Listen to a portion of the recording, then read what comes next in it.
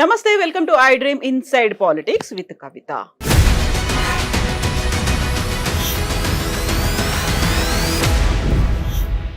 తెలంగాణ రాష్ట్రంలో పాలన అంతా పక్కదారి పట్టిందా? కేవలం హైడ్రా అస్త్రం మాత్రమే ముందు కనిపిస్తోందా? బతుకమ్మ చీరలతో పాటుగా పెన్షన్లు, రైతు బంధు, రైతు రుణమాఫీ, దళిత బంధు ఇవన్నీ ఏమైపోయాయి? ప్రతిపక్షాలు చేస్తున్నటువంటి ప్రశ్నలు, ఆరోపణలు ఇవి. మనతో పాటుగా ఉన్నారు TPCC senior spokesperson Umesh Rao గారు. ఉమేష్ గారు నమస్కారం అండి. సో బోల్డ్ అన్ని క్వశ్చన్స్ అయితే తెలంగాణ రాష్ట్ర ప్రభుత్వానికి సంబంధించి వినిపిస్తున్నాయి, ప్రజల వైపు నుంచి, ప్రతిపక్షాల వైపు నుంచి. ఎందుకని వీటన్నిటిని పక్కదారి పట్టించాలని చేస్తున్నారా? ఎత్తుగడ కావాలనే, లేకపోతే హైడ్రానే ముందుకు తీసుకొచ్చారా? ఇప్పుడు ప్రభుత్వం వచ్చి ఓ 10 నెలల కాలం గడిచింది కాబట్టి తప్పకుండా మీరన్న ప్రశ్నలు ఉత్పన్నం అవుతాయి. డెఫినెట్ మేము వాగ్దానం చేసి ఉన్నాం, ఎన్నికల ప్రణాళికలో పెట్టినాము, కమిట్మెంట్ ప్రజలకు అయినాం కాబట్టి డెఫినెట్లీ ఆ ప్రశ్నలు వస్తాయి అనేటువంటిది ఆ విషయంలో మాకేం సందేహం లేదు. కాకపోతే మేము ఏంటంటే ఇప్పుడు ఇది ఏది పక్కదారి పట్టించాలనే ఉద్దేశం కాదు. ఏది పక్కదారి పట్టించి మేము రెస్పాన్సిబుల్ గవర్నమెంట్ నడుపుతున్నాం కాబట్టి పక్కదారి పట్టియడంలో ప్రయోజనం ఏమి ఉండదు. తిరిగి మళ్ళీ మమ్మల్ని ప్రశ్న అడుగుతారు ఎవడైనా. ఏ పథకం అమలు కావాలన్నా ఏది కావాలన్నా మమ్మల్ని తిరిగి అడగాల్సి ఉంటుంది. కాబట్టి ఒకటి ఇక్కడ సమస్య ఏదైనా పథకాలు అమలు చేయడానికి ప్రభుత్వం చిత్తశుద్ధి ఉన్నది, డౌట్ లేదు. కానీ ఇక్కడ ఒక సమస్య ఏదైనా ఆర్థికపరమైన అంశాలతో ముడిపడినది కాబట్టి పథకాలు అమలు చేయడంలో ఇబ్బందికరంగా కొంత తయారైన మాట వాస్తవం. డెఫినెట్లీ రాష్ట్ర ఆర్థిక పరిస్థితి ఓవర్కమ్ చేసిన అది ఏ విధంగా అధిగమించి ఏదైనా నిధుల సమీకరణ చేసుకునైనా మేము సంక్షేమ పథకాలను డెఫినెట్గా అమలు చేయక తప్పదు. మేము కొన్ని 6 గ్యారంటీలో కూడా ఇచ్చినటువంటి హామీలు కూడా 4-5 చేసినాం ఇప్పటికీ ఆల్రెడీ. అవి సక్సెస్ఫుల్గా ఇంప్లిమెంట్ అవుతూ ఉన్నాయి. మిగతా వాటిని కూడా టైం తీసుకొని ఈ నిధుల సమీకరణ చేసుకున్న తర్వాత ప్రతి ఒక్కటి ఇంప్లిమెంట్ చేయడానికి ప్రజలకు ఇచ్చిన కమిట్మెంట్ ప్రకారం డెఫినెట్లీ గవర్నమెంట్ ఇంప్లిమెంట్ చేస్తున్న ఆలోచన ఉన్నది. ఈ హైడ్రా కానీ ఏది కూడా దీన్ని పక్కదారి పట్టించాలని ఆలోచన లేదు. ఎందుకంటే ఇప్పుడు దీన్ని హైడ్రాను ఒక అస్త్రంగా మలుచుకుందని ఒక భూతంగా చూపెట్టి ప్రతిపక్షాలు ప్రభుత్వాన్ని బదనాం చేయాలని ఆలోచన. అంటే ప్రతి ప్రభుత్వానికి ఒక ప్రయారిటీ ఉంటుందండి. వాళ్ళకి టీఆర్ఎస్ పార్టీ వాళ్ళ ప్రభుత్వం ఉన్నప్పుడు వాళ్ళు కొన్ని ప్రాజెక్టులు కట్టారు. అంటే అంతకుముందు మేము ప్రాజెక్టు కట్టలేదు కాదు, చాలా పెద్ద ఈ రాష్ట్రంలో పెద్ద ప్రాజెక్టులు కాంగ్రెస్. తెలంగాణ రాష్ట్రం వచ్చిన తర్వాత ప్రయారిటీస్ వాళ్ళ ప్రయారిటీస్ వాళ్ళు ఇచ్చుకున్నారు. మాకు కూడా ఒక ప్రయారిటీ ఉంటుంది కదా. హైదరాబాద్ అనేది ఒక పెద్ద గొప్ప నగరం, దేశంలోనే గొప్ప నగరం, ప్రపంచ విశ్వవ్యాప్తంగా దీనికి ఒక పేరు వస్తుంది. దీన్ని కూడా కొంత మేము మా పరంగా కూడా మేము కొంత చేయాలి. దీనికి డెఫినెట్ అనేకమైన ఇప్పుడు చూడండి, ఒక వర్షం పడితే హైదరాబాద్ సిటీలో మీ అందరూ తెలుసు ఏ విధంగా రోడ్ల మీకు వాటర్ వస్తున్నాయి, గోదావరి ప్రవాహం అవుతుంది. ఎందుకంటే ఆ ట్రాఫిక్ క్లియరెన్స్ చేయడానికి కూడా కొన్ని గంటలు పడతా ఉంది. అంటే ఇది అన్ని చెరువులు కబ్జా కావడం వల్ల, నాలాల మీద ఇవన్నీ నిర్మాణాలు జరగడం వల్ల ఇది దారుణమైనటువంటి పరిస్థితి ఉన్నది అనే ఆలోచనతో దీన్ని ఒక ప్రయారిటీగా తీసుకున్నాం. అయితే దీన్ని ప్రయారిటీ కింద తీసుకున్నారేమో కానీ చెరువులు లేకపోతే వీటన్నిటిని కడుతున్న వాటిని కూల్చేయడాలు, అక్కడ అక్రమ నిర్మాణాలను మీరు కూలుస్తున్నప్పటికి కూడా మేము కన్స్ట్రక్షన్స్ మీద ఫోకస్ పెట్టాము, మీరు డిమాలిషన్స్ మీద ఫోకస్ పెట్టారని పిఆర్ఎస్ ప్రధానంగా ఆరోపిస్తోంది. ఎట్ ద సేమ్ టైం ఈ కూల్చివేతలు వీటన్నిటి వల్ల రియల్ ఎస్టేట్ అనేది పక్కదారి పట్టింది, సైడ్ లైన్ అయిపోయింది అనేది వినిపించింది కదా. ఒక పెద్ద కార్యక్రమం తీసుకున్నప్పుడు దానికి లక్ష్యం చేరుకోవాలన్నప్పుడు కొన్ని నష్టాలు జరుగుతాయండి. తప్పకుండా జరుగుతాయి నష్టాలు. మేము నిర్మాణం చేస్తే వాళ్ళు గులగొడుతున్న మాట తప్పది. వాళ్ళు నిర్మాణం చేసింది లేదు, మేము గులగొట్టింది లేదు. అక్రమ కట్టడాల మీద పంజాబ్ విసురుతున్న మాట వాస్తవం. కేవలం అక్రమ కట్టడాల మీదనే ఆ రకంగా పర్మిషన్ లేనటువంటి వాటికి మేము చెప్పినాం కూడా కొన్ని పర్మిషన్లు కూడా మరి మీకు వేరే ప్రత్యామ్నాయ ఏర్పాటు చేస్తాం, దానిలో మీరు ఖాళీ చేసుకోవాలని కూడా చెప్తున్నాం. ప్రభుత్వం ఒక ప్రాజెక్టు పెట్టినప్పుడు మీరు ఖాళీ చేయించలేదా? మీరు కూడా డెఫినెట్లీ మల్లన్న సాగర్ కట్టినప్పుడు ఇప్పుడు కొన్ని నీటిపారుదల ప్రాజెక్టు కట్టినప్పుడు డెఫినెట్లీ ఎవరో ఒకటి త్యాగం చేయవలసి వస్తుంది. దీని ఒక బ్యూటిఫికేషన్ చేస్తున్న క్రమంలో దానికి అడ్డంకిగా ఉన్నటువంటి రివర్ బెడ్లో కట్టుకున్నటువంటి వాటిని వాళ్ళని మీరు వెళ్ళిపోండి, మీకు ఇంకో చాలా మేము ప్లేస్ ఇస్తామని చెప్పడంలో ప్రభుత్వం తప్పెట్లా అవుతుంది? అది అయితే ప్రభుత్వం తప్పెట్లా అవుతుంది అనుకున్నప్పుడు కూడా అందులో కొన్ని ఎగ్జంప్షన్స్ ఉన్నాయి. మన వాళ్ళు వీళ్ళు మన వాళ్ళు కాదు అనేది. ఆ తర్వాత ఎవరైతే డబ్బున్న వాళ్ళు ఉన్నారో వాళ్ళని కొంచెం నోటీసులు ఇచ్చి బెదిరించినట్టు చేస్తున్నారు, మీరు వాళ్ళని లొంగ తీసుకుంటున్నారు, బ్లాక్మెయిల్ రాజకీయాలు ఇక్కడ కూడా జరుగుతున్నాయి అనే మాట. అదొక అలిగేషన్ మేడం, దానిలో వాస్తవాలు ఉన్నాయి. ఎందుకంటే తను చెప్పడానికి ఏదైనా చెప్పొచ్చు, పెద్దవాళ్ళని వదిలిపెట్టేసి పేదవాళ్ళ మీద పడ్డారని. అంటే పెద్దవాళ్ళ మీద కూడా పడ్డారు. ఎందువల్ల 2-3 కనిపిస్తున్నారు, అంతకు మించి పెద్దగా కనిపించారు. ఎందుకంటే ఇప్పుడు కొన్ని FTL కట్టినాయి, బఫర్ జోన్లలో కట్టినాయి కూడా కొన్ని పెద్దవాళ్ళు ఏమి లేవట్లేము. దాని మీద కూడా మన రంగనాథ్ గారు కూడా క్లారిటీ ఇచ్చారు, చెప్పారు. వారు రంగనాథ్ గారు కూడా చెప్పారు డెఫినెట్ అందరూ నోటీస్ సర్వే అయినాయి, దాని మీద ఒక విధాన నిర్ణయం తీసుకుంటాం. ఇది ఒక చట్టబద్ధత పూర్తి స్థాయిలో వచ్చిన తర్వాత ఇమీడియట్ గా వాటిని కూడా డెమాలిష్ చేస్తాం. ఎంత టైం తీసుకుంటారు? ఆల్రెడీ 2 నెలలు గడిచిపోయాయి. అక్కడ ఏడుపులు కన్నీళ్లు అనేవి కనిపిస్తున్నాయి. ఏడుపులు కన్నీళ్లు ఒకటైతే వాళ్ళు చాలా రోజులు ఉన్నట్టు అక్కడ ఆ ప్రాంతంలో నివాసం ఉన్నటువంటి వాళ్ళకి సెంటిమెంట్ ఉంటుంది. డెఫినెట్లీ ప్రాంతం పట్ల సెంటిమెంట్ ఉంటుంది. కాబట్టి దానికి తగ్గట్టుగా రిహాబిలిటేషన్ చేస్తామని ప్రభుత్వం చెప్తా ఉంది కదా. ప్రభుత్వం ఊరికనే వీళ్ళని రోడ్డు మీద వేయాలని ఆలోచన ప్రభుత్వానికి లేదు. ఇక దాని వాళ్ళకు స్థాయికి తగ్గట్టుగా ఎవరోడికి వాళ్ళ పిల్లల విద్యాపరమైనటువంటి అంశాలు నేను వాళ్ళు ఒక లేవు, నిజం వాస్తవమే. దాని మీద కూడా కార్యాచరణ తయారవుతుంది. అందరికి నచ్చ చెప్పి అందరిని కన్విన్స్ చేసి అందరినీ ఎవిక్షన్ చేస్తున్నటువంటి ఉద్దేశం ప్రభుత్వానికి ఉంది. కానీ దాన్ని సరే ప్రతిపక్షాలు డెఫినెట్ ఎట్లాగూ అడ్వాంటేజ్ తీసుకొని ప్రయత్నిస్తుంటారు, చిల్వెలు పలువలు చేస్తారు. అది వాళ్ళు కట్టినప్పుడు కూడా జరిగింది. ప్రతిపక్షాలు అందరూ కూడా వాళ్ళు ప్రాజెక్టు కట్టినప్పుడు కూడా జరిగింది కదా. ప్రతిపక్షాలు అప్పుడు వచ్చి అడ్డం కాకుండా ఫస్ట్ వాళ్ళ కన్సెంట్ అనేది తీసుకుంటారు. అక్కడ భూ నిర్వాసితులు ఉంటారు కాబట్టి వాళ్ళకి మళ్ళీ ఎక్కడ రీలొకేట్ చేయాలి అనేది ఇవన్నీ ఉంటాయి. ఇప్పుడు మాత్రం హైడ్రాని తీసుకెళ్లారు, బుల్డోజర్లను తీసుకెళ్లారు, అక్కడ కూల్ చేస్తున్నారు తప్ప వాళ్ళని ఎక్కడ రీలొకేట్ చేస్తారు అనేది మాత్రం ఆలోచించట్లేదు అనేది చెప్పింది మేడం. అది చాలా లేట్ అయింది. ఆ ప్రక్రియ అనేది ఆలస్యంగా ప్రారంభమైంది. ఇప్పుడు రిలోకేట్ చేస్తారు. రిలోకేట్ చేయకుండా వాళ్ళు నచ్చ చెప్తున్నారు ముందు వాళ్ళకు. అది బుల్డోజర్లు తీసుకెళ్ళిపోయినా అక్రమ కట్టడాల మీద దాని మీద అక్కడ ఉంటున్నారు కదా. ఇప్పుడు ఒకటి ఏంటంటే ఇక ఉంటున్నట్టు ఏదో ఒకటి ఒక గోల్ సాధించాలనుకున్నప్పుడు ఈ హైదరాబాద్ నగరాన్ని, ఈ రాజధాని నగరాన్ని అద్భుతంగా ప్రపంచ పట్టణంలో నిలిపాలనుకున్నప్పుడు కొన్ని మనం చేయక తప్పదు. కొన్ని కఠిన చర్యలు ఉంటాయి, కొంతమంది ఓర్చుకోవాల్సి వస్తుంది. దానిలో కాదని అంటలేం. అయితే ఈ అక్రమ కట్టడాల మీద బుల్డోజర్ పోయింది, నేను కాదంటలేం. మిగతా వాళ్ళు కూడా కన్విన్స్ చేస్తుంది, నచ్చ చెప్పే ప్రయత్నం చేస్తుంది ప్రభుత్వం. ఊరికైనా తీసి బజార్లో పడేయడం ప్రభుత్వ ఉద్దేశం అసలే కాదు. దాన్ని ప్రతిపక్షాలు ప్రచారం చేసినంత ఈజీగా ఉండదు. ప్రభుత్వం ఇది రెస్పాన్సిబుల్ గవర్నమెంట్ అండి. ఏదైనా వేరే దేశ ప్రభుత్వం ఇది ఇక్కడ ప్రజలు ఎన్నుకున్న ప్రభుత్వమే కదా. ఈ ప్రభుత్వానికి బాధ్యత లేదని ఎందుకు అనుకుంటున్నారు? తప్పకుండా బాధ్యత ఉంది. బాధ్యత ప్రకారమే మేము వాళ్ళకు కన్విన్స్ చేసి వాళ్ళను కన్వీనియంట్ ప్లేస్లో రిలోకేట్ చేసిన తర్వాతనే ఈ కార్యక్రమం తీసుకుంటామనేది ప్రభుత్వం అధికారులు ప్రత్యేకంగా చెప్తా ఉన్నారు కదా. అక్కడ ఉన్నటువంటి ప్రజలని కన్విన్స్ చేసే ప్రయత్నం జరుగుతుందేమో, కానీ ఇప్పుడు బీఆర్ఎస్ పార్టీ నుంచి కాంగ్రెస్ పార్టీలకు వచ్చినటువంటి లీడర్లు పర్టికులర్ గా దానం నాగేందర్ కన్విన్స్ అవ్వనుంటున్నాడు. పేదలని ఇలా మీరు ఏడుపుకి కారణం అవుతున్నారు అనే మాట అన్నాడు. నేను అడ్డంగా ఉంటాను, అలా కూల్ చేయొద్దు అనే మాట దానం నాగేందర్ చెప్పడాన్ని ఎట్లా చూస్తారు మీరు? దానం నాగేందర్ లోకల్ ఎమ్మెల్యే అండి. ఆయన ఎందుకు ఏ సందర్భంలో ఎట్లా మాట్లాడతారో దానికి పెద్ద మాకు సంబంధం లేదు. ఆయన టీఆర్ఎస్ లో గెలిచి వచ్చిన ఎమ్మెల్యే. ఆయన మీ పార్టీకి పార్టీకి రావచ్చు, నేను రావద్దని అంటలేము, కాదంటలేము. కాకపోతే ఆయన ఒపీనియన్, ఒక ఎమ్మెల్యేగా ఆయన ఒపీనియన్ చెప్పింది తప్ప ప్రభుత్వ విధానం ప్రభుత్వానికే ఉంటుంది. ఆయన విధానం ఏదో నాకు తెలియదు, దానం నాగేందర్ విధానం ఏదో నాకు తెలియదు. బట్ ప్రభుత్వానికి ఒక విధానం అయితే ఉంది. అధికారులకు, ముఖ్యమంత్రి గారికి, మంత్రివర్గానికి విధానం ఉంది. ఆ విషయం మా ఇన్ఛార్జి మంత్రులు, హైదరాబాద్ రంగారెడ్డి ఇన్ఛార్జి మంత్రులు స్పష్టంగా చెప్పారు. చాలా స్పష్టంగా ప్రభుత్వం నుంచి వస్తుంది. నాగేందర్ ఏదో మాట్లాడితే దానికి మేము జవాబులు ఇచ్చే అవసరం లేదు. ఆయన ఎమ్మెల్యేగా ఆయన ఏదైనా చెప్పుకునే స్వేచ్ఛ ఆయనకు ఉంది. నాగేందర్ గురించి మేము జవాబుదారి కాదు కదండి. ఆయన లోకల్ ఎమ్మెల్యే. ఆయనకి ఏమనిపించిందో, ఆయనకి ఇక్కడ ఆయన ఆలోచన ఏందో మాకు తెలియదు కదా. మా ప్రభుత్వానికి విధానం ఉంది, మేము ప్రభుత్వ పరంగానే మాట్లాడతాం. దానికి సంబంధించి అధికారులు చెప్తున్నారు, మా మంత్రులు చెప్తున్నారు, ఇన్ఛార్జి మంత్రులు, ముఖ్యమంత్రి గారు చెప్తా ఉన్నారు. దాని ప్రకారమే ప్రభుత్వం నడుచుకుంటుంది, అంతే తప్ప ఎవరెవరో ఏమేమో అభిప్రాయాలు వ్యక్తం చేస్తే వాళ్ళని కన్విన్స్ చేయడం మా వల్ల కాదు. ప్రజలను కన్విన్స్ చేస్తాం మేము, అది మా రెస్పాన్సిబిలిటీ. అక్కడ ఎవరైతే ఉన్నారో వాళ్ళతో కన్విన్స్ చేస్తాం. వాళ్ళని కన్విన్స్ చేసే వాళ్ళు కన్వీనియంట్గా అన్ని కార్యక్రమాలు తీసుకున్నాకనే మేము చేసాం తప్ప అడిగిన ప్రతి ప్రశ్న అడిగిన వాళ్ళ ప్రతి ఒక్కరిని సమాధానం పరుచుకుంటా వాళ్ళకి జవాబులు ఇచ్చుకుంటూ పోయే పరిస్థితి ప్రభుత్వానికి ఉండదు. అయితే ఇప్పుడు కన్విన్స్ చేయడంలో ప్రజల్ని కన్విన్స్ చేస్తున్నామని చెప్పినప్పుడు కూడా ప్రజల్లో వ్యతిరేకత కనిపిస్తోంది. ప్రభుత్వ వ్యతిరేకంగా అది తయారు కాబోతుంది. హైడ్రా అనేది బూమరాంగ్ అవుతోంది అనే మాట కాదంటారా? తప్పండి. బూమరాంగ్ అంటే ఇప్పుడు ఒక్కొక్కరు యాంగిల్ ఒక్కొక్కరు చూస్తారు మేడం. ఒక్కొక్క యాంగిల్ చూస్తారు. హైడ్రా ఫెయిల్ అయిపోయింది, ప్రజా వ్యతిరేకత వచ్చేస్తుంది, రకరకాల ఊహాగానాలు వాళ్ళకు ఉంటాయి. కానీ చివరికి మేము పని పూర్తి చేసిన తర్వాత వాస్తవాలు ఏంటంటే అప్పుడు బయటకు వస్తాయి. ఇదే మా అభిప్రాయం. మా కార్యక్రమం మేము ఎందుకు తీసుకున్నాం హైడ్రా అనేది మాకు తెలుసు. అది దాని తర్వాత ప్రజలు ఎట్లా కన్వీనియన్స్ అవుతారు అనే విషయం మాకు అది పూర్తయిన తర్వాత తెలిసిపోతుంది. అది కానీ రోజువారీ ప్రశ్నలకు నిమిషానికి వేసే ప్రశ్నలకు జవాబులు ఉన్నాయి. అయితే ఇదే మీరు తీసుకొచ్చినటువంటి ఈ అస్త్రమే బీఆర్ఎస్ పార్టీకి బాగా ఉపయోగపడుతుంది.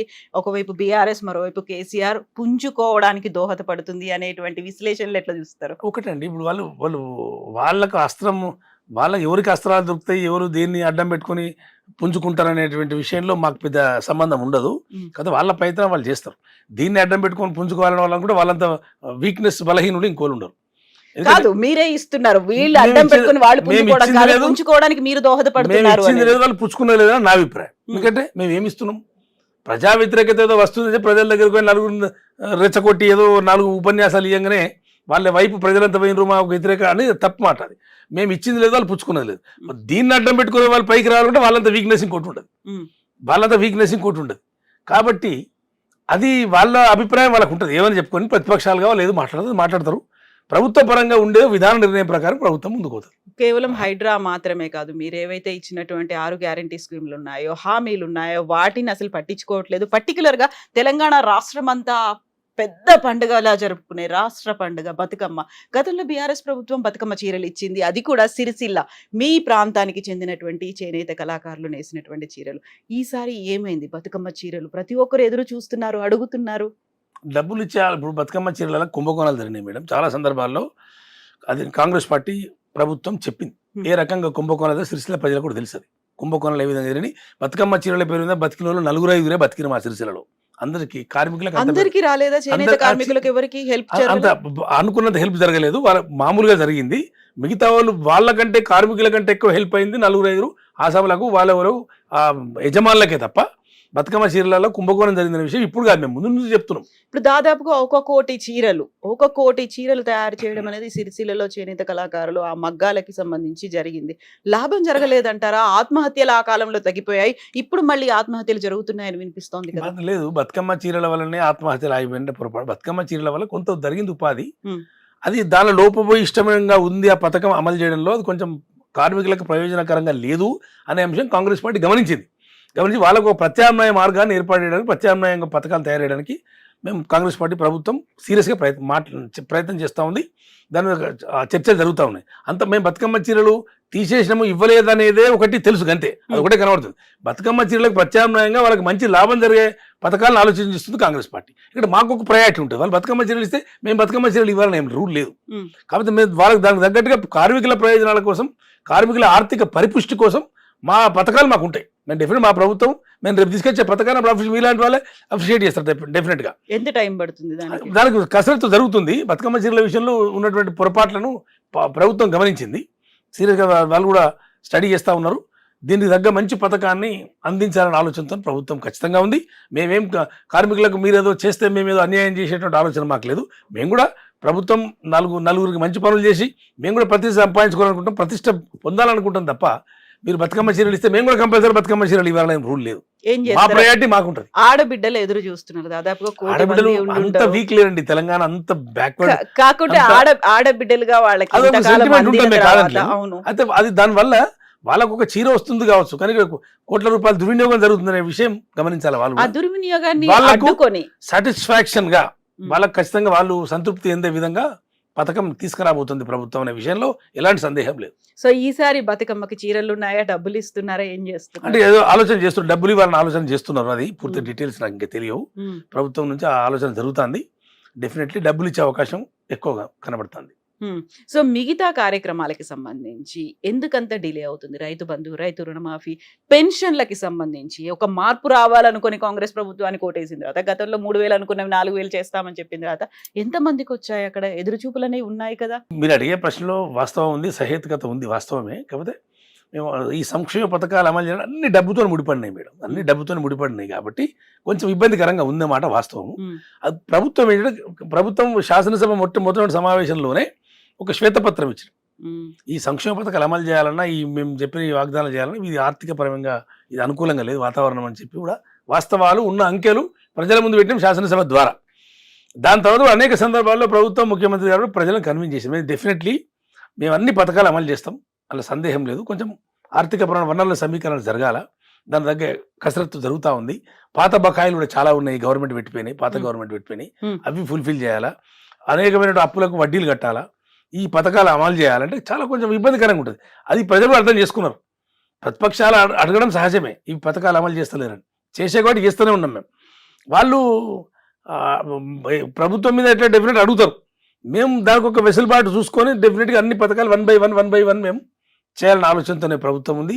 ఆ విధంగా కసరత్తు కూడా జరుగుతుంది. మీకు అందరికీ కూడా మీడియాకి తెలుసు, ప్రజలందరూ తెలుసు, ఆర్థికంగా ఈ కొంచెం రాష్ట్ర ప్రభుత్వం ఇబ్బందికరంగా ఉందనే విషయం ప్రతి ఒక్కరు అర్థం చేసుకున్నారు. దాన్ని అయితే ఈ ఇబ్బందికరంగా ఉంది ఆర్థిక పరిస్థితి అనేది కాంగ్రెస్ పార్టీకి తెలీదా? హామీలు ఇచ్చినప్పుడు, మేనిఫెస్టోలో పెట్టుకున్నప్పుడు 6 గ్యారంటీ స్కీములు అని చెప్పినప్పుడు అప్పుడు కూడా ఈ పరిస్థితి ఉంది అనేది లెక్కలు, అంచనాలు ఇవన్నీ ఉన్నాయి కదా. ఏంటంటే ఈ ప్రశ్న తెలియదా అంటే ఇప్పుడు మేము తెలిసేదో మోసం చేసామనేటువంటి విషయం తీసుకురావడం కోసం మీకు తెలియదా? 10 నెలలు మా సంకల్పం అది, మాకు తెలుసు, తెలియకే కాదు. నిధులను సమీకరణ చేస్తాం, చేసి డెఫినెట్ మేము అనుకున్న ప్రకారం ప్రజలకు మేము చేస్తామనేటువంటి ఒక సంకల్పంతో ముందుకు వచ్చినాం. ఫర్ ఎగ్జాంపుల్ మేము 100 రోజులలో మేము అమలు చేస్తా అని చెప్పినాం. చాలా మంది 100 రోజులు అమలు చేస్తామంటే మమ్మల్ని కట్ ఆఫ్ డేట్ మాకు మేము పెట్టుకున్నది. అంటే కట్ ఆఫ్ డేట్ మేము పెట్టుకుంటామంటే మా సంకల్పం అది, తప్పకుండా చేయాలి. మనం ఒక డెడ్ లైన్ పెట్టుకొని చేస్తే స్పీడ్గా ముందుకు పోతామేమో అన్నటువంటి ఆలోచనతో అట్లా పెట్టుకున్నది, మాకు మేము పెట్టుకున్నది, ఎవరో పెట్టింది కాదు. అయితే దాన్ని మేము మోసం చేసిన అనే మాట తప్పది. సంకల్పాన్ని ఎంతవరకు రీచ్ అయింది? ఆ సంకల్పాన్ని చెప్పి మేము ఒక పథకం ఫ్రీ బస్ పథకం అయితే 48 గంటల దాన్ని ఇంప్లిమెంట్ చేయగలిగినాం. కొద్ది రోజుల తర్వాత మేము వెంటనే ఈ 200 యూనిట్స్ పవర్ది డొమెస్టిక్ పవర్ మేము ఫ్రీగా అది దాన్ని ఇంప్లిమెంట్ చేస్తూ ఉన్నాం. ఇది కూడా ఏది గ్యాస్ సిలిండర్లు కూడా ఇంప్లిమెంట్ చేస్తూ ఉన్నాం. కొన్ని పథకాలు కొన్ని జరుగుతూ ఉన్నాయి, కొన్ని అందులో ఉన్నటువంటి మొత్తం ఒక గ్యారెంటీ స్కీమ్ లో ఉన్నటువంటి 10 months ఇప్పుడు 10 months కంప్లీట్ అయింది. 10 months అయిపోయింది, అన్ని మేము చేయాలా అంటే మాకు 5 years మ్యాండేట్ ఉంటుంది కదా, మాకు 10 months మ్యాండేట్ కాదు. బట్ అది చెప్పలేదు మీరు 5 years లో చేస్తామలేదు. ప్రభుత్వం ఉండేది 5 years ఉంటుంది. 5 years కోసం ఎన్నుకోబడ్డ ప్రభుత్వం అది. 5 years కోసం ఎన్నుకోబడ్డ ప్రభుత్వం. ఆ 5 years మాకు మ్యాండేట్ ఇచ్చినప్పుడు 5 years లో మేము చెప్పిన పథకాలని మేము ఇంప్లిమెంట్ చేస్తాం. అది నెల రోజులు 15 రోజులు చేయలేదు, నెల రోజులు చేయలేదు అని ఇట్లా అడగడంలో అది ఇబ్బందికరంగా ఉంటుంది. అది అట్లా అడగవలసిన అవసరం ఉండదు. ఇప్పుడు టీఆర్ఎస్ పార్టీ కూడా వచ్చిన వెంటనే చేయలే కదా, ఒక్కో సంవత్సరం ఒకటి, ఒక సంవత్సరం ఒకటి, 4 అట్లా చేసుకుంటూ పోయిన వాళ్ళు. మేము రైతు బంధన మీరు చెప్పినట్టుగా రైతు భరోసా అని చెప్పిన మాకు సంకల్పం ఉంటేనే మేము 5,000 ఎక్కువ ఇస్తాం.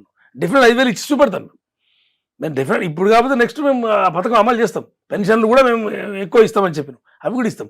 ప్రతి పథకం కాంగ్రెస్ పార్టీ ఇంప్లిమెంట్ చేస్తుంది, వెనక ముందు అంతే తప్ప మేము ఏదో ఎగ్గొట్టినాము, ప్రజలను మోసం చేసినాము. సరే సహజంగానే మాట్లాడతారు ప్రతిపక్షాలు, వాటి మేము అంత ఆశ్చర్యం ఏం లేదల్లా. లేకుంటే మేము బాగా చేస్తున్నాం ప్రతిపక్షాలు చెప్పవు కదా. కాబట్టి మేము సహజంగానే ఇది చెప్పుకుంటారు. కాబట్టి మేము తప్పకుండా ఆ సంకల్ప బలంతోనే ప్రభుత్వం కమిట్మెంట్తో ఉన్నది, డెఫినెట్ అన్ని అమలు చేయడానికి మేము ముందుకు పోతాం. ఉమేష్ గారు, ఇప్పుడు మీరు బాగా చేస్తున్నారా లేదా, లేకుంటే గతంలో ఉన్నటువంటి బీఆర్ఎస్ ప్రభుత్వమే బాగా చేస్తుందా అనడానికి ఒక కొలమానంగా ఓ వారం రోజుల్లో హైకోర్టు ఇచ్చినటువంటి తీర్పుకు అనుసరించి 10 మంది అక్కడి నుంచి బీఆర్ఎస్ నుంచి పార్టీ ఫిరాయించి కాంగ్రెస్లోకి వచ్చినటువంటి ఎమ్మెల్యేలకు సంబంధించి అనర్హత వేటు వేస్తారా, బై ఎలక్షన్స్ వస్తాయా అనేది వినిపిస్తుంది. దాన్ని కొలమానంగా తీసుకుంటున్నారా లేదా? అప్పుడు అక్కడున్నటువంటి ఓటర్లు, ఆ నియోజకవర్గ ప్రజలు ఏం ఆలోచిస్తున్నారు? కాంగ్రెస్ వైపు ఉంటారా, బీఆర్ఎస్ వైపు ఉంటారా తేలిపోతుంది కదా. అది ఇప్పుడు ఈ ఫిరాయించిన ఎమ్మెల్యేలు వాళ్ళు ఏదో అది వ్యక్తిగతం వాళ్ళు వాస్తవంగా ఫిరాయించమని చెప్పి మేము కాంగ్రెస్ పార్టీని చెప్పాలి. గేట్లు ఎత్తింది మీరు కదా మరి. ఒకటి వాళ్ళు వస్తామన్నప్పుడు, మా ప్రభుత్వాన్ని కూలదోస్తామన్నప్పుడు వాళ్ళు చేసినటువంటి కామెంట్స్ కదా. మాకు కంఫర్టబుల్ మెజార్టీ వచ్చింది, 64 మెజార్టీ వచ్చేసి కంఫర్టబుల్గా. తర్వాత బై ఎలక్షన్లో ఇంకోటి గెలిచినాం. ఓకే, కంఫర్టబుల్ మెజార్టీ ఒక డెమోక్రటిక్ గవర్నమెంట్ ఫామ్ అయిన తర్వాత వాళ్ళు గెలిచినటువంటి ఎమ్మెల్యేలు, ఆ మంత్రులు, వాళ్ళు ఎవరో పాత ఎమ్మెల్యేలంతా, మాజీ మంత్రులంతా ఈ ప్రభుత్వం 15 రోజులు ఉండదు, ఈ ప్రభుత్వం 2 నెలలు ఉండదు, నెల ఉండదు అనేటువంటి ఒక బెదిరింపులు ఎప్పుడైతే చేసినారు, దానివల్ల కొంత మేము ముందుకు పోవాల్సి వచ్చింది. వాస్తవానికి మేము గేట్లు ఎత్తి పెట్టవలసి వచ్చింది. దానికి అట్రాక్ట్ అయిన వాళ్ళు కొంతమంది వచ్చారు. అయితే మేము బలవంతంగా గుంజుకొచ్చుకోలేదు కదా వాళ్ళను. వచ్చే వాళ్ళు ఆలోచించుకోవాలి. వాళ్ళు వచ్చేసారు, మా పార్టీలో ఉన్నారు ఇప్పుడు వాళ్ళు. లేదంటే మేము ఉన్నారు. గాంధీ కూడా ఉన్నాడు కదా. ఉన్నారు, అందరు ఉన్నారు. గాంధీ ఎందుకు లేడు? గాంధీ జాయిన్ అయ్యాడు కదా. గాంధీ ఎందుకు లేడు? గాంధీ లేడని కాకుండా నేను లేను పిఎస్సి చైర్మన్ అందుకే ఇండ్రు అనే వాదన టీఆర్ఎస్ క్యాండిడేట్ కాబట్టి నాకు ఇచ్చారు. ఆయన నామినేషన్ చేసిండు అసెంబ్లీలో, సరే ఆయనకి ఇచ్చారు. టెక్నికల్ గా టీఆర్ఎస్ క్యాండిడేట్ కదా, కాంగ్రెస్ చేరినా టెక్నికల్ టీఆర్ఎస్ క్యాండిడేటే కాబట్టి గాంధీకి ఇచ్చారు, అయింది. ఓకే, ఇప్పుడు ఇవన్నీ ఎందుకు మనం ఇన్ని ప్రశ్నలు వాళ్ళు వచ్చినప్పుడు ఇట్లే ఉంటుంది పరిస్థితి, అంతే జరుగుతుంది. ఇప్పుడు చట్టాలు ఉన్నాయి. ఇప్పుడు డిస్క్వాలిఫికేషన్ సంబంధించి హైకోర్టులో కేసు కూడా డిస్మిస్ కాలేదు. అది డిస్పోజ్ అయింది. డెఫినెట్గా మరి స్పీకర్ గారి చేతిలో ఉంది. అది స్పీకర్ గారు ఏం నిర్ణయం తీసుకుంటారు అనేది కోర్టు ఎదురు చూస్తుంది. ఇప్పుడు మా చేతిలో ఎవరి చేతిలో ఏం లేదు. ఇప్పుడు గవర్నమెంట్ చేతిలో కానీ కాంగ్రెస్ పార్టీ చేతిలో ఎవరి చేతిలో ఏం లేదు. స్పీకర్ గారి కోర్టు, హైకోర్టు వాటిలోనే ఉంది. ఒకవేళ ఈ చట్టాలు కనుక కఠినంగా ఉంటే డెఫినెట్ గా వీళ్ళు డిస్క్వాలిఫై అవుతారు. ఆ 10 చోట్ల ఉప ఎన్నికలు వస్తాయి. దానికి మేము ఆపేది లేదు. మేము రావు అంటే కూడా ఒకరు వస్తే కాంగ్రెస్ పార్టీ సంబంధించింది ఏమి ఉండదు కదా.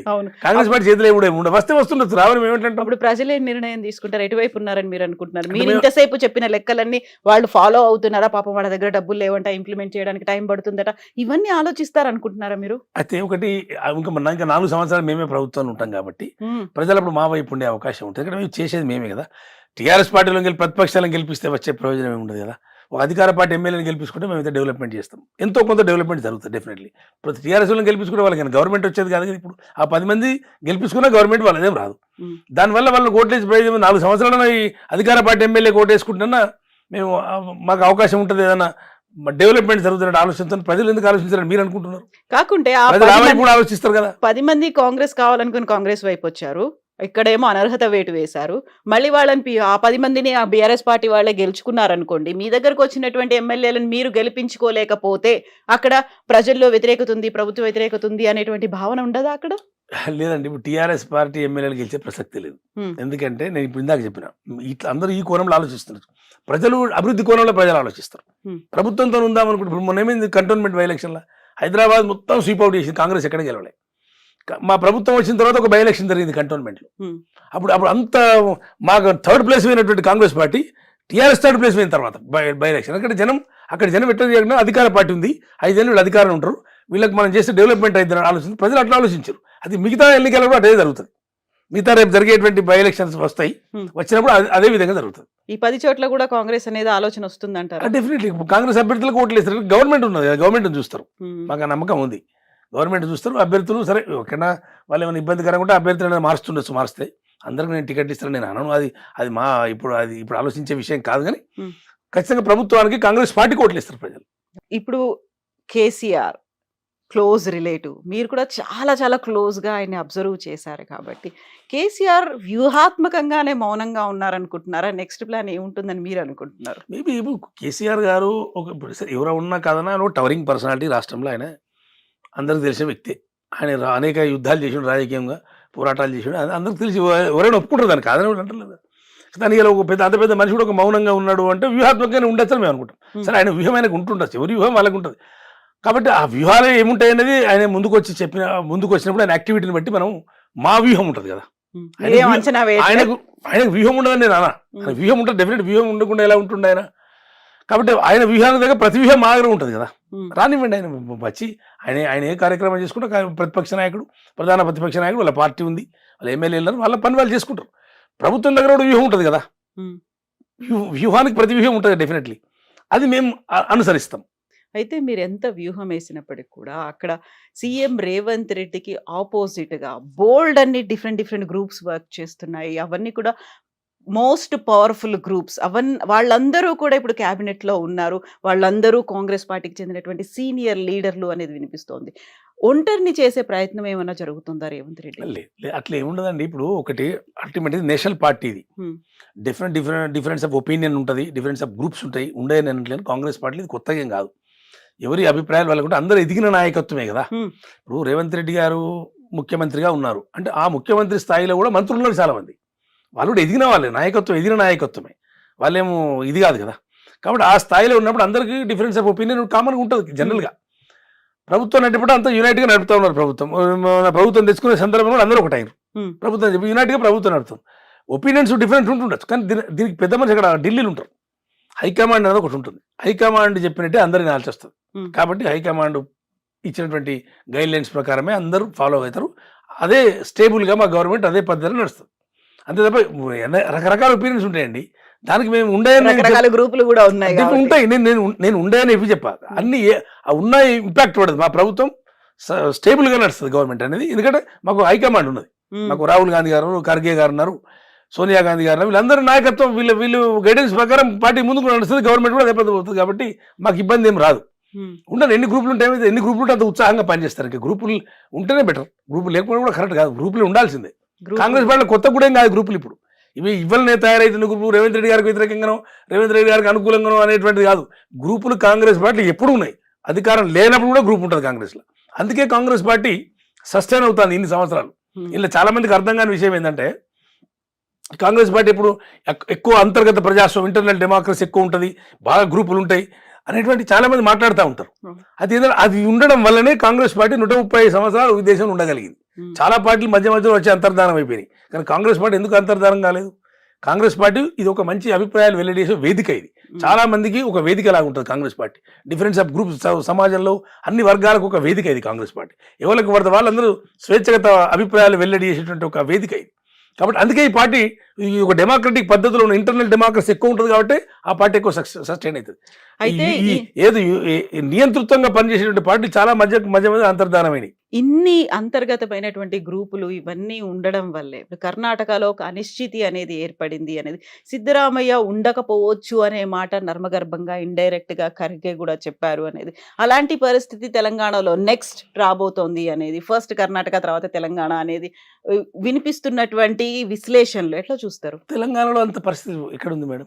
కర్ణాటకలో ఉందా? కర్ణాటకలో ఉందంటే ఒకటి ఆరోపణ వచ్చింది, అది దాని మీద కూడా విచారణ హైకోర్టు కూడా ఏదో వాళ్ళు కూడా విచారించవచ్చు, గవర్నర్ గారే. అది ఏం జరుగుతుందో చూడాలి ముందు. వాళ్ళు విచారణ అనేది పూర్తి నిజ నిర్ధారణ కాలే కదా, అయినప్పుడు ఏమైనా హైకమాండ్ చర్య తీసుకుంటుంది కావచ్చు, నేను కాదంటలేను.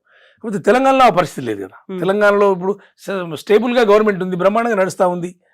మేము ప్రజా సమస్యల మీద తొలమునకలై కూర్చున్నాం. ఇక్కడ మాకు రాజకీయాలు ఎక్కడున్నాయి? ఇక్కడ తెలంగాణలో అవినీతి ఆరోపణలు ఎక్కడున్నాయి? తెలంగాణ ఏం అవినీతి జరిగిందని, తెలంగాణ కాంగ్రెస్ పార్టీ ఏమి అది చేసిందని చెప్పి మాకు ఆ సమస్య ఉత్పన్నమైంది. ఇప్పుడు మాకు అటువంటి అవినీతి ఆరోపణలు తెలంగాణలో కాంగ్రెస్ ప్రభుత్వం మీద రాలేదని మీరు అనుకుంటున్నారు? ఆరోపణలేండి. గతంలో నల్గొండకి సంబంధించి రైస్ మిల్లులు కావచ్చు, ఆ తర్వాత ఇసుక కావచ్చు, ఇప్పుడు రియల్ ఎస్టేట్ కావచ్చు, కేంద్రానికి అంటే అక్కడ ఉన్నటువంటి రాష్ట్రాల్లో ఎన్నికలు జరగబోతున్నాయి కాబట్టి అధిష్టానానికి పంపిస్తోంది ఇక్కడ నుంచి డబ్బు సంచులు అనే మాటలు. ఓకే, ఇప్పుడు అది ఆరోపణలు అవన్నీ డబ్బు సంచులు పంపిస్తాం, డబ్బు సంచులు ఎక్కడ పంపిస్తామో పట్టుకోవాలి. డబ్బు సంచులు పట్టుకున్నప్పుడే మేము డబ్బు సంచులు పంపించింది లెక్క. అంటే వాళ్ళకు ఊహించుకొని, ఎవరికి వాళ్ళే ఊహించుకొని ఒక ప్రచారంలో తీసుకొచ్చి దాన్ని ఇలా అంటే మరి ఎస్టాబ్లిష్ కాలే కదా. ఇక్కడ మీరు నల్గొండ లేదు అన్నారు, అది ఎస్టాబ్లిష్ కాలే. చేయండి మరి. వాళ్ళు చెప్పిన ఆరోపించడంలో అర్థం లేదండి. నిజాలు కావు, ఆరోపణలు నిజాలు కావు. నిజాలను నిర్ధారణ చేయండి మీరు. నిజ నిర్ధారణ చేస్తే ఇప్పుడు కానీ అర్థమైంది. ఇప్పుడు అటువంటి అవినీతి ఎక్కడిది ఈ రాష్ట్రంలో? మేము అవినీతి చేసింది ఎక్కడ? ఆ పరిస్థితి ఎక్కడుంది? ఇక్కడ ఆరోపణలు ఎక్కడి? గవర్నమెంట్ డీస్టేబిలైజ్ అయింది ఎక్కడ? గవర్నమెంట్ చాలా స్టేబుల్గా అవుతుంది, గవర్నమెంట్ బ్రహ్మాండంగా నడుస్తుంది గవర్నమెంట్. ఇప్పుడు ఇక్కడ ఏం సమస్య వచ్చిందని మేము అంత భయపడాల్సిన అవసరం ఉంది? వాళ్ళ ఆరోపణలు చేసిన నిజాలు కావు కదా. నిర్ధారించమనండి. మేము మళ్ళీ అడుగుతున్నాం, నిర్ధారించమనండి. రేపు రమ్మనండి, ముందుకు రమ్మనండి, ఏమున్నాయో. ఇప్పుడు టీపీసీసీ చీఫ్ గా మహేష్ కుమార్ గౌడ్ నియమించారు. ఆ తర్వాత ప్రభుత్వాన్ని ఎంత స్ట్రాంగ్ గా నడిపించాలో పార్టీని కూడా అంతే స్ట్రాంగ్ గా నడిపించాల్సిన అవసరం ఉంటుంది. కోఆర్డినేషన్ అనేది ఎట్లుంది అనుకుంటున్నారు మీరు? అద్భుతంగా ఉందండి. మహేష్ కుమార్ గౌడ్ గారి గురించి ఒకటి ఏంటంటే, తాను కాంగ్రెస్ పార్టీలోనే పుట్టిండు ఆయన. అసలు ఆయన రాజకీయ ప్రస్థానం సుమారు 40 ఏళ్ళ నుంచి రాజకీయ ప్రస్థానం ప్రారంభించి అప్పటి ఇప్పటి కమిట్మెంట్తో ఆ పార్టీని పట్టుకొని ఉన్నటువంటి నాయకుడు ఆయన. తనకి చాలా సార్లు అన్యాయం జరిగినప్పటికీ కూడా యునైటెడ్ స్టేట్ లో కూడా ఆయన ఎప్పుడో ప్రెసిడెంట్ కావాల్సిన వాస్తవాన్ని చెప్పాలంటే, యునైటెడ్ స్టేట్ లో కూడా ఆయన ఉన్నప్పుడు కూడా ఆయన రాష్ట్ర స్థాయి పదవులు చేసి మొత్తం అతనికి మొత్తం ఈ రెండు తెలుగు రాష్ట్రాలలో ఆయనకు ప్రతి జిల్లాలో ప్రతి తాలూకాలో ఆయనకు కార్యకర్తలతో పరిచయాలు. ఆయన శిష్యులు కూడా చాలా మంది ఉన్నారు. ఆయన శిష్యులు కూడా చాలా మంది ఎమ్మెల్యేలు, మంత్రులు లేరు. ఆయనకు అదృష్టం కలిసినాలే పాపం. కాబట్టి అది కమిట్మెంట్తో పనిచేసే నాయకుడు. ఆయన చాలా అవగాహన, విద్యావంతుడు, అన్ని రకాల హైకమాండ్ ఆలోచన చేసి ఒక మంచి నిర్ణయం తీసుకున్నది.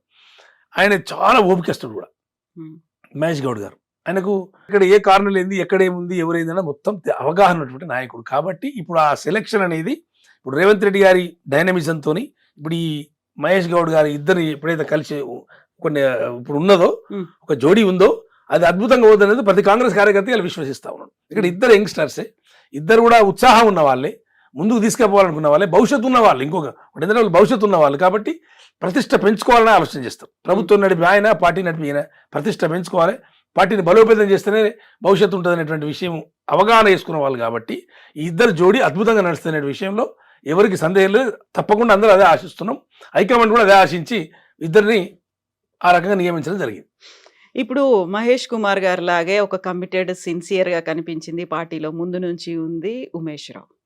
ఆయనకు అన్యాయం జరిగిందా? అని ఒకటి ఏంటంటే, ఇప్పుడు అన్యాయం అనుకుంటే అన్యాయం జరిగింది, కాదనుకుంటే కాదనుకోవచ్చు. మీరేమనుకుంటున్నారు? ఒకటి ఏంటంటే, నిజమే, వాస్తవంగా 2 సార్లు టికెట్ రావాల్సి ఉండే సిరిసిల్లలో, అది రాలేదు. నాకు మొన్న రీసెంట్లీ కూడా ఎలక్షన్, మొన్న కేటీఆర్ని ఓడగొట్టాలని మొన్న జనం డిసైడ్ అయ్యింది ఆల్మోస్ట్. వాస్తవం, ఇది పచ్చి వాస్తవం. సిరిసిల్లలో కేటీఆర్ని మొన్న ఓడగొట్టాలని జనం డిసైడ్ అయ్యారు. ఇక్కడ ఒక చిన్న పొరపాటు జరిగింది. ఏంటంటే, ఎవరికైతే మా సిరిసిల్లకు క్యాండిడేట్ ఇచ్చారో కేకే మహేందర్, అతను పని చేయలేదు. అతను అప్పటికే 4 సార్లు ఓడిపోయిన వ్యక్తి. ఆయన అతనికి టికెట్ ఇవ్వడం వల్ల ఏంటంటే, నామినేషన్ వేసిండు, ఇంట్లో కూర్చున్నాడు. ఆయన ప్రచారం చేయలేదు. ఎవరైతే ఏ నాయకుడు వచ్చి కూడా ప్రచారం చేయలేదు. సిరిసిల్లలో టికెట్ తీసుకున్నాడు, నామినేషన్ వేసిండు, ఇంట్లో కూర్చున్నాడు. ఇక అప్పుడు అయినప్పటికీ కూడా అది వరకు 30,000 ఓట్లు వచ్చేది, 58,000 ఓట్లు వచ్చినాయి.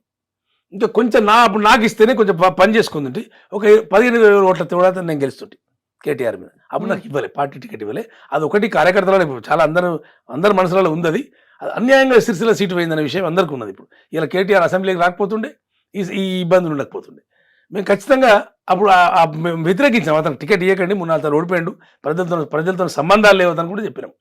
అయినా సరే మరి ఎందుకు ఇచ్చారో తెలియదు నాకు, ఇచ్చిండ్రు, పార్టీ ఓడిపోయింది. మిస్కాల్కులేట్ అయింది కదా అక్కడ. 100% అది చాలా తప్ప. అక్కడ ఇచ్చిన నాయకులు కూడా ఎవరైతే ప్రచారం చేయలేదు అక్కడ. ఒక్క నాయకుడు, రాష్ట్ర స్థాయి నాయకుడు వచ్చి సిరిసిల్ల ప్రచారం చేయలేదు కేటీఆర్కి వ్యతిరేకంగా. ఇతను దొరకరాలి ఎవరిని, ఎందుకని ఇతను దొరకరాలి, ఎవరిని దొరకరాలి, ఇతను పోటీ చేయాలని ఉద్దేశం ఉంటుంది. నామినేషన్ నుంచి కూర్చున్నాడు అంతే. ఏ ఒక్క రాష్ట్ర నాయకుడు సిరిసిల్లకి రాలేదు ప్రచారానికి కేటీఆర్ వ్యతిరేకంగా. అంటే అక్కడ కేటీఆర్ గెలవాలని కోరుకున్నారా? నాకు కోరుకున్నారా నాకు తెలియదు. ఇతనికి ఇవ్వడం వల్లనే జరిగింది అది. అతను తోలుకొచ్చుకోవాలి.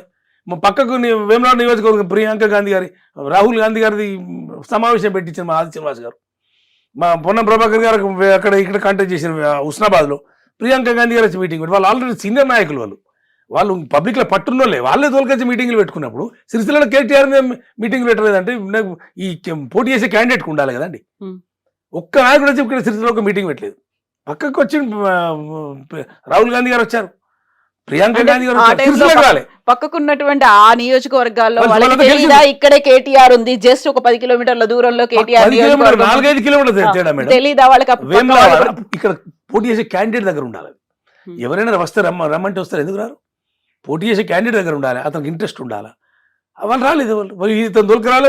వాళ్ళు అడిగితే కూడా మీటింగ్ పెట్టి, గాంధీ భవన్ మేము అడిగితే కూడా మీటింగ్లు సాధ్యం కాదు, మాకు మీటింగ్లు పెట్టాం అని చెప్తే వాళ్ళు ఏం చేస్తారు? ఎవరైనా ఏం చేస్తారు?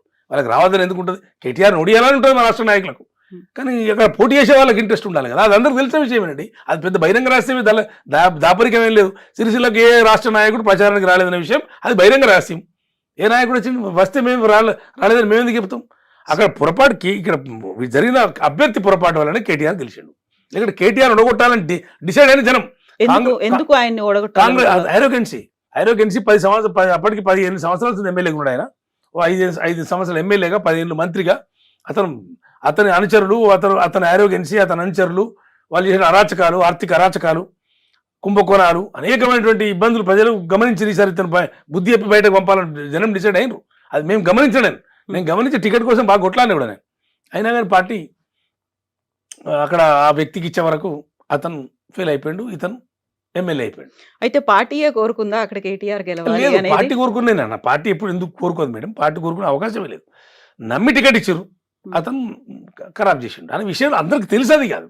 దానిలో ఎవరికి ఇబ్బంది లేదు, ఎవరు కూడా దానికి మళ్ళీ వేరే రెండో మాటే లేదు. అతను కేవలం అతని వీక్నెస్, అతని అసమర్థత వల్లనే పార్టీ ఓడిపోయింది. ప్రజలు పార్టీ వైపు ఉన్నారు, కాంగ్రెస్ వైపు ఉన్నారు, స్పష్టంగా తెలుసు మాకు అది.